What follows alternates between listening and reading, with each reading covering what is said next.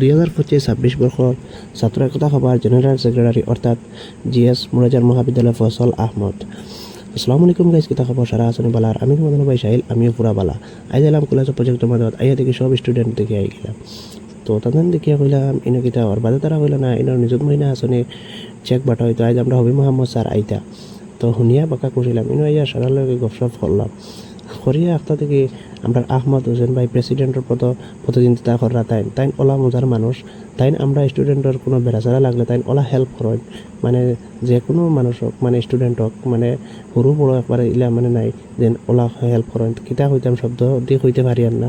আর তাইন লাগে আমরা ফসল জিএসর প্রতিদ্বন্দ্বিতা করা তাইন আমরা মুরাজার মহাবিদ্যালয় কিতার কমি আছে বা কিতার অভাব আছে কথা বিষয়ে আমরা হবিব স্যারের লগে মানে তাইন খইরা আর কি। তো আমরা ডিগ্রির স্টুডেন্ট, আমরা ওলা ভোট দিতাম যার যে মানে ফেস চাইয়া দিবার কাম নাই, আমরা ওলা দিতাম মানে আমরা কলেজের কারণে কিতাবা আমরা স্টুডেন্টের বিপদে পড়লে মাত মাতিতা।